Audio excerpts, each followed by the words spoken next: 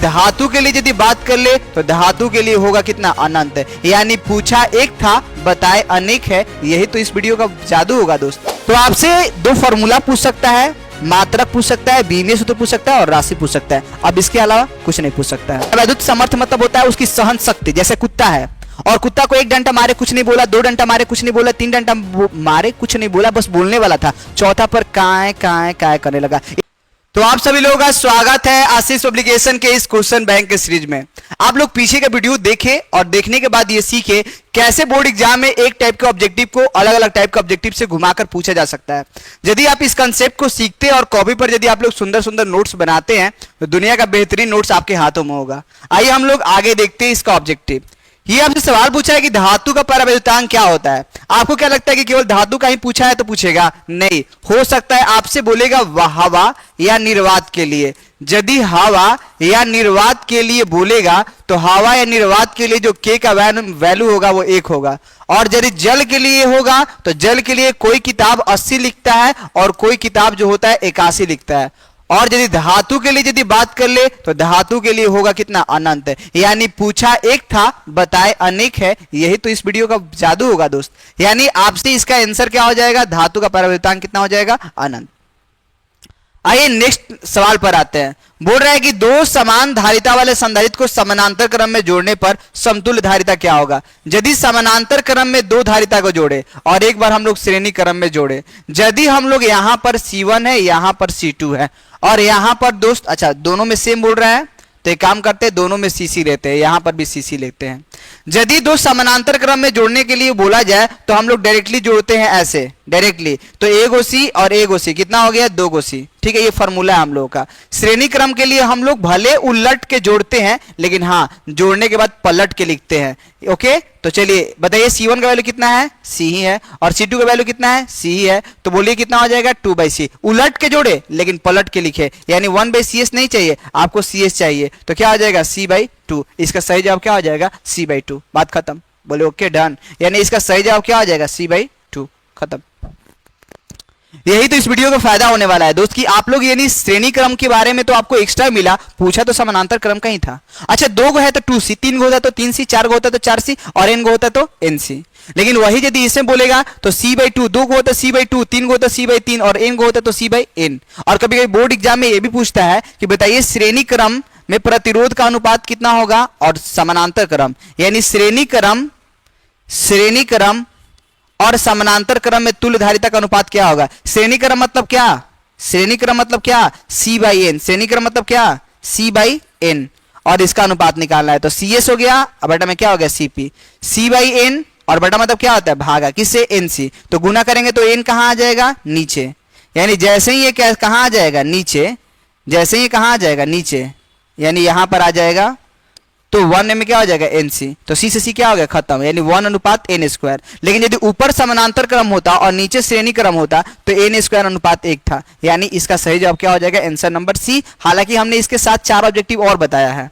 आगे देखिए, बोल रहा है कि आवेशित संधारित्र के संग्राहक और संगणक पट्टिकाओं का योग। जो भी संधारित्र बनता है उसमें 2 चीजें होती है। एक तो भैया हम लोग का पहला प्लेट जो होगा वो प्लस होगा, ओके, और दूसरा प्लेट जो होगा हम लोग का कैसा होगा? माइनस। और जो भी प्लेट माइनस होगा उसको धरती के साथ क्या कर दिए होंगे? जोड़ देंगे।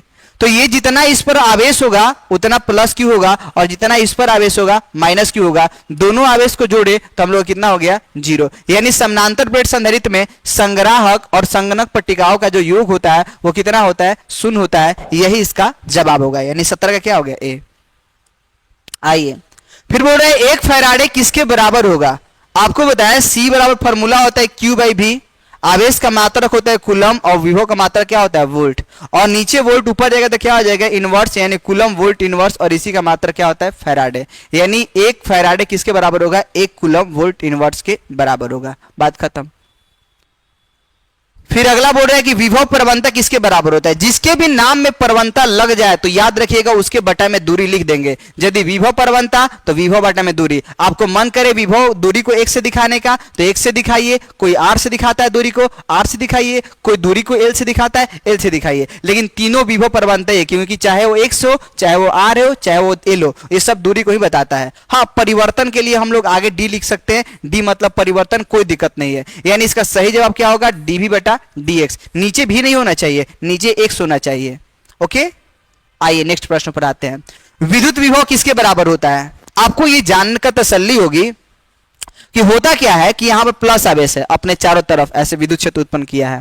हम चाहते हैं कि छोटा सा आवेश को इसके अंदर लेके जाए, तो ये भी प्लस है और ये भी प्लस है। प्लस को प्लस के पास जाने पे तो तकलीफ होगा, तो धक्का देना पड़ेगा, धक्का देने में तो काम करना पड़ेगा, और काम करना पड़ेगा तो विभव होगा। यानी विभव क्या होता है? एकांक धनावेश को, नीचे वाला नाम क्या है, कितना कर दिया, एकांक, यानी एकांक धनावेश को ले जाने में किया गया कार्य को ही ये कहते हैं।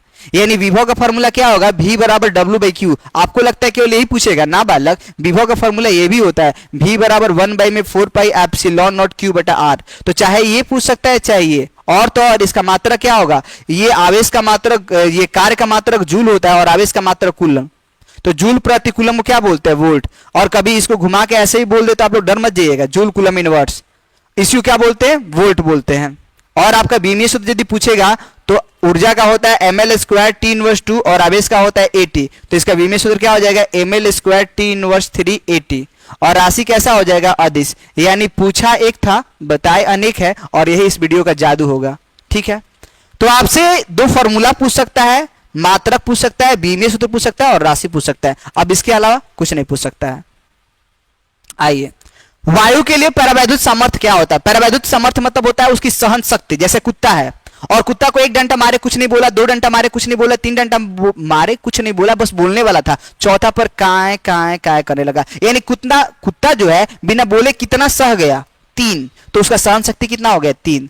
ऐसे ही यहां पर बोलेंगे वायु के लिए परावैद्युत सामर्थ्य कितना होगा, तो होगा 3 × 10⁶। यहां पर 16 नहीं होगा, 3 × 10⁶ वोल्ट मीटर इनवर्स। यानी इतना वायु के लिए, वायु बिना अलग हुए, बिना परावैद्युत भंजन किए कितना सह सकता है? वो इतना सह सकता है विद्युत क्षेत्र को। समझे? बोले ओके। आइए नेक्स्ट प्रश्न पर आते हैं।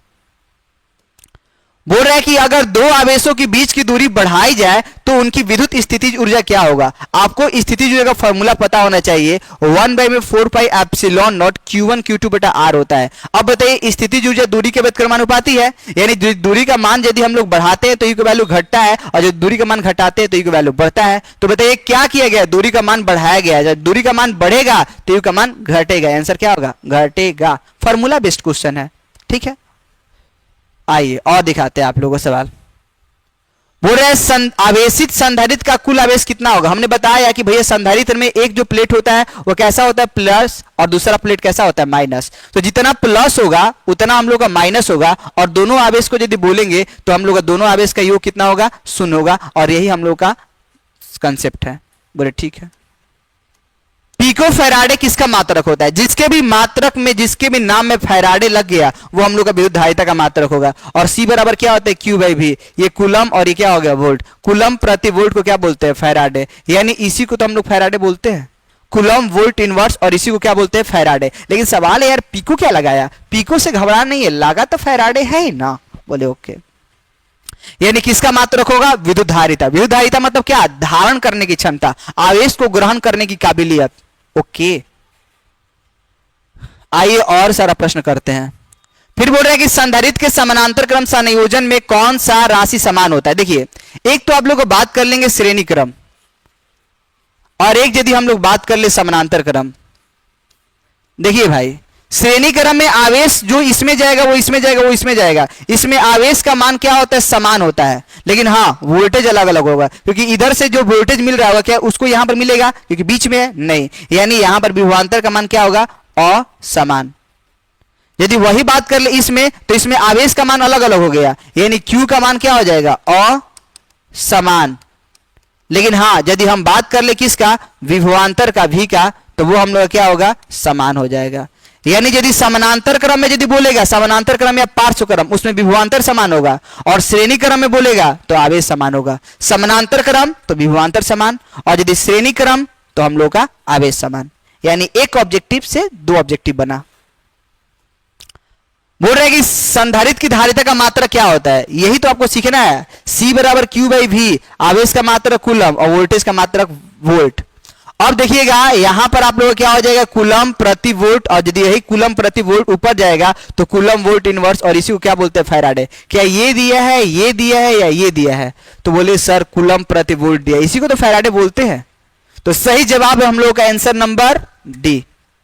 ठीक है, अब देखिए आगे बोल रहे हैं कि ये सवाल हमने पीछे किया हुआ है, तो हमने बताया कि यदि 2 गो संधारित्र होता समानांतर क्रम में इस प्रकार से तो 2c होता, 3 गो होता तो 3c और n गो होता तो nc, और c1 मान का है तो nc1 हो जाएगा। आंसर नंबर क्या हो गया? सी। और ये क्वेश्चन हम लोग पीछे के वीडियो में कर चुके हैं। परावैद्युत का एसआई मात्रक क्या होता है? परावैद्युतांक यानी एप्सिलॉन नॉट। आप लोग कूलम के नियम से जानते हैं 1/4 pi epsilon not Q1 Q2 बटा आर स्क्वायर। ओके सर, जिसका भी मात्रक विमीय सूत्र निकालना हो तो उसको अकेले करते हैं, तो भागा में इधर आएगा तो गुना में, और ये 1/4 पाई क्या हो जाएगा? 4 पाई एफ हो जाएगा। ठीक है, यहां पर Q1 Q2 बटा क्या हो जाएगा? R square.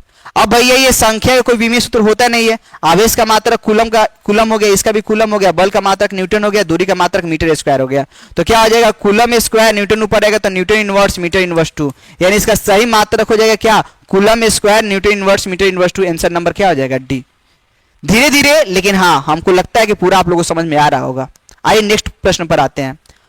किसी संधारित्र की धारिता निर्भर नहीं करता है। एक्चुअली आप लोग लगता है कि C बराबर Q/V फॉर्मूला, तो आपको लगता है आवेश और विभवांतर पर निर्भर करता है, जो गलत बात है, क्योंकि ये फॉर्मूला तब आया जब Q V के समानुपाती था और समानुपाती का चिन्ह हटा तो नियतांक के तौर पर C आया था, तो नियतांक के तौर पर इस फॉर्मूला में C आया है, इसलिए ये फॉर्मूला हम लोगों का नहीं काम करता है। यानी इसको देखकर आप बोलिएगा Q और V पर निर्भर करता है, जो कि गलत बात है और गंदा बात भी है। तो पता है अच्छा बात क्या है? अच्छा बात है C का फॉर्मूला ये अप्लाई कीजिए, C बराबर एप्सिलॉन नॉट बटा में डी।